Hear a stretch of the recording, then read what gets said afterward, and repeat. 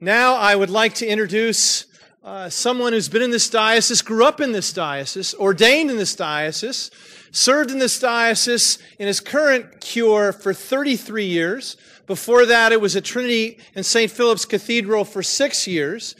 And Geoff Curtis has announced that he will retire this next year, this coming year, which has taken all of us to a different place because Geoff has always been part of our life. And Geoff went to Hoboken in 1980, took over 3 congregations, and in not short order, but in due course, closed 2, created a 3rd, which is now All Saints Parish. And I think it has more baptisms from that congregation than any other congregation in the diocese. Over the course of time, started All Saints School, a K through 8 school, and then over the years developed a ministry in the western part of Hoboken, a different kind of part of the city, and developed the Jubilee Center there, which is in its 8th or 9th year, I'm not exactly sure.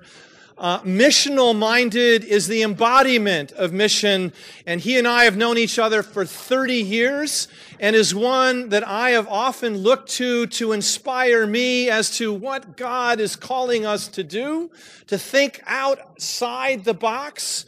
Is very clear. Geoff has been in saying what he thinks and what other people ought to be doing. He's been very passionate about that. And so many of us in this room over these years have been richly fed and much guided by Geoff's witness. Geoff, I invite you to the podium.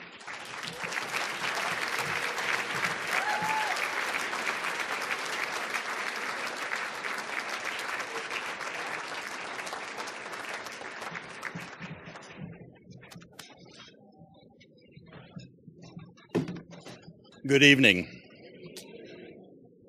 33 years ago, on a Saturday morning at this convention, you decided to make me your missioner to Hoboken. I do not recall that ever happening again in the 33 years where we strategized together to go to a place to take it back. And so I was sent by you all 33 years ago that Saturday morning to Hoboken. And I want to take a few minutes to share some stories, and Mark said I can indulge in talking a little bit about mission, so I want to take a few minutes to do that. You need to know that not one of the 3 existing congregations in Hoboken were willing to call me in any capacity. In fact, Linda and I had gone to a dinner in October, and the treasurer of one of the congregations had said, "Geoff will become my rector over my dead body." On Wednesday of that week, Jim Gambrell got a telephone call that A.H. had died of a heart attack.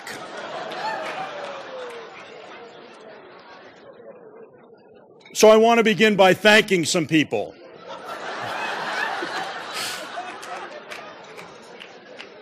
First, I want to thank the Cathedral congregation for having the audacity in 1976 to call a youth minister who was white to minister to their African-American children. They taught me a great deal. I had been on the riot-torn corridor of Washington, D.C. with St. Stephen's in the Incarnation and learned a great deal. And so I came and walked the riot corridor streets of Newark and learned to love kids, and we did some wonderful things. So Dillard Robinson also had a great impact on my life.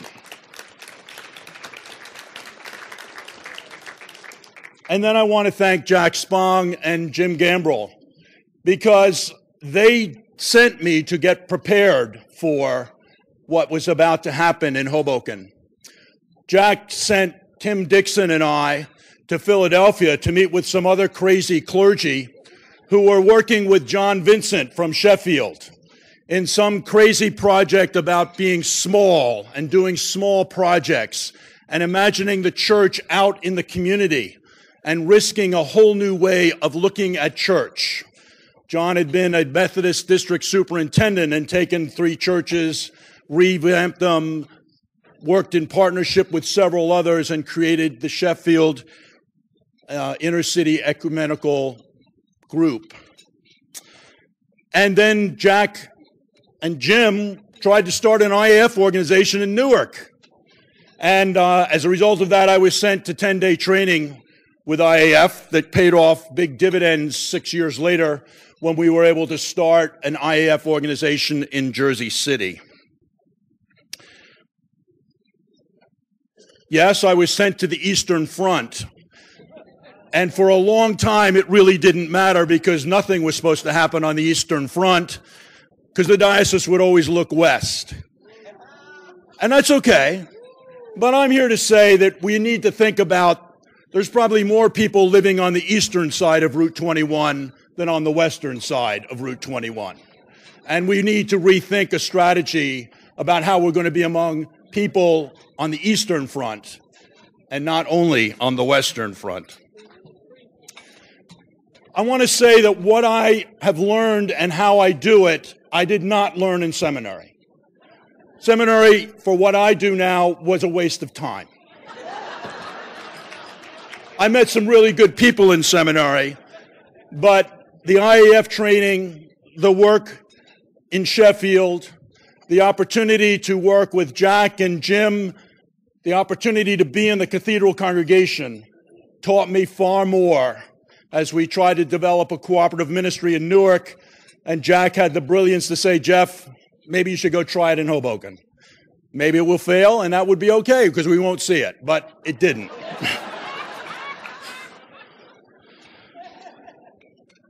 I really enjoyed the reading from Paul today. We're sent to confront the enemies of Jesus, and oftentimes we ourselves are the enemies of Jesus. We choose safety rather than risk-taking. And so the opportunity to work around organizing ourselves with no permanent enemies and no permanent allies has taught me a great deal about the work in Hoboken and Hudson County. I'm reminded of what Walter Brueggemann said. The church must renounce the dominant script of the world and embrace the alternative script that is rooted in the Bible and is enacted through the traditions of the church.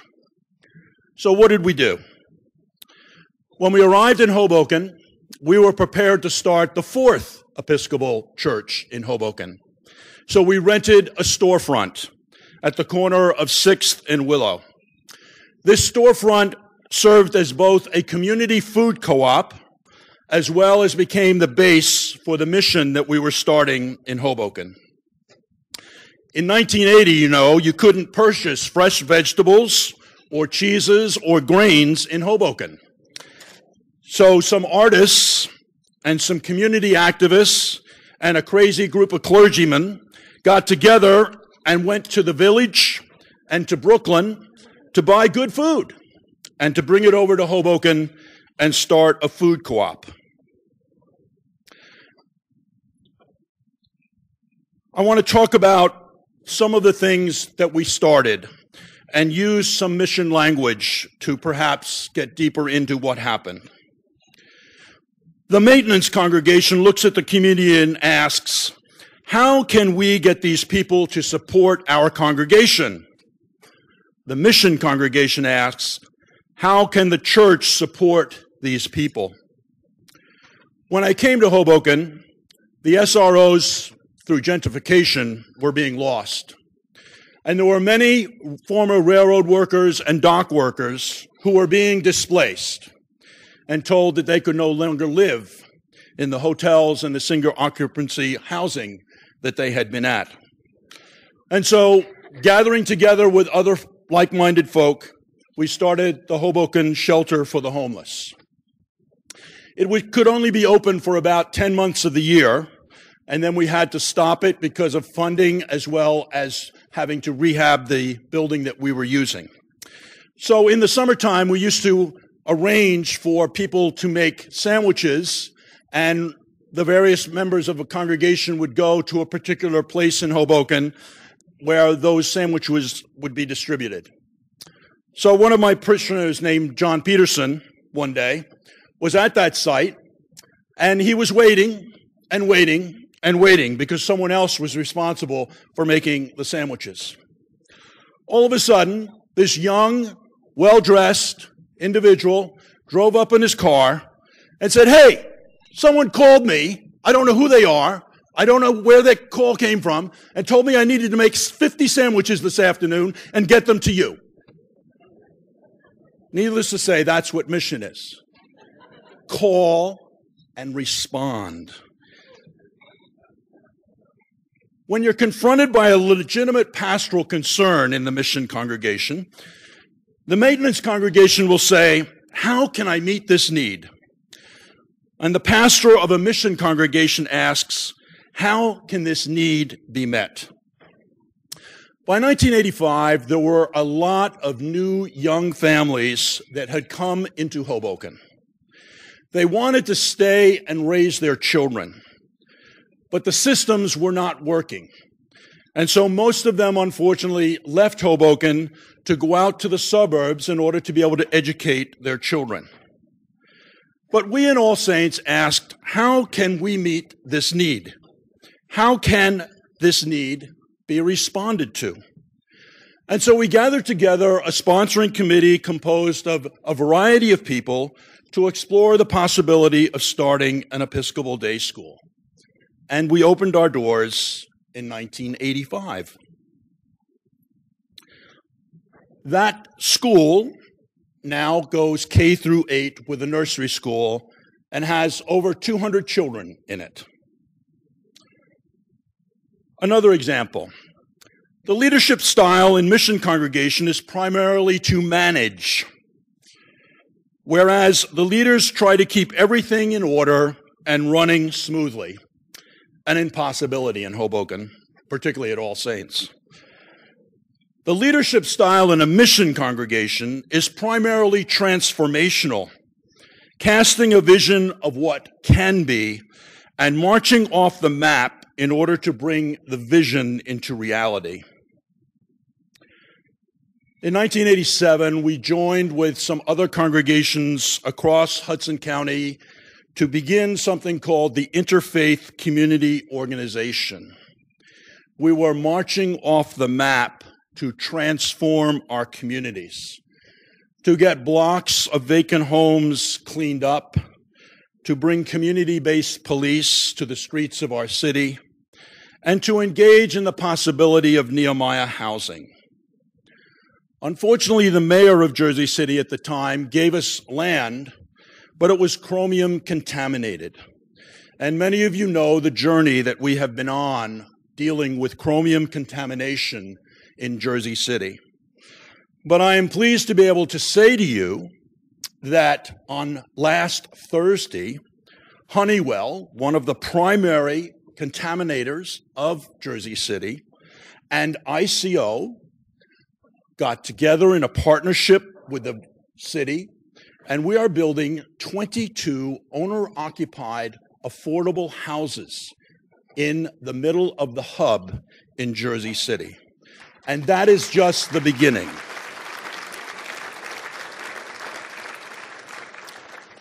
So you might ask, well, why would All Saints in Hoboken care about the hub in Jersey City some 10 miles away?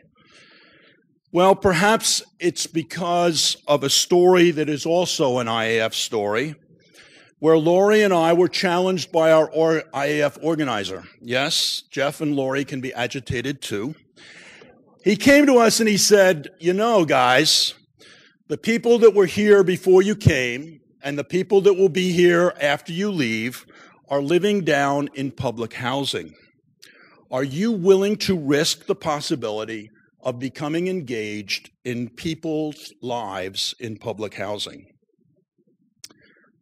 We said, yes, we'll give it a try.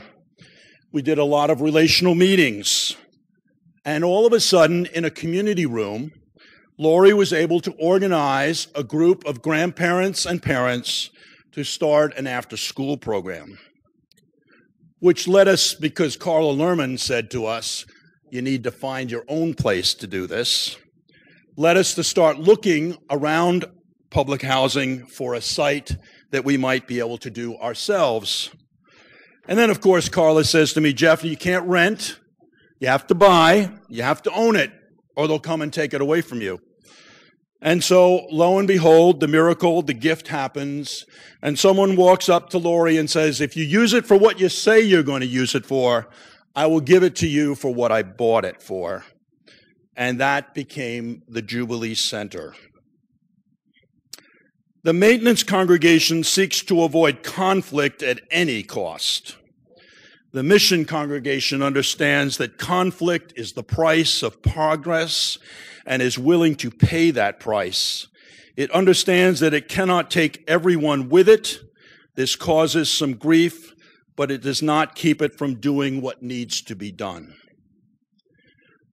When we became engaged with the gay and lesbian ministry in the late 80s, there were people in this congregation who did not want to entertain the conflict that becoming engaged in Hoboken to stand for the liberation of gay and lesbian people would be too difficult for this young congregation to take. But again, the vestry stood firm and said, these are people who are with us already in the life of our congregation, and we want to welcome more. And so we took the host congregation that Jack Spong was looking for, and we became the place where the Oasis was able to be founded and begin to have some life. So I want to close with just where we've come from as a mission congregation and where I hope we will continue to move forward as a mission congregation. We started simply in a rented storefront. We are now a parish of 120 families. We started a parish day school with about 25 students. We now have over 200 students in a K-8 with a nursery school. We started in a community room with 15 to 20 young kids who were simply seeking security and safety. We are now serving over 100 children a day, and educational and their development is the primary focus of the Jubilee Center. We started a homeless shelter for 30 people. We now serve 50 guests 24/7 with 500 meals a day going out of the shelter. Jack Spong invested $90,000 in 1980, 81, and 82 to do the work in Hoboken. We now have a $4 million organization that is serving over 500 families on a daily basis in Hoboken. Those people don't come to church on Sunday morning, and we're not intending them to come to church on Sunday morning. We are here to serve. And so we are in a variety of places across Hoboken to be able to be present to where they are, not where we expect them to be with us. Amen.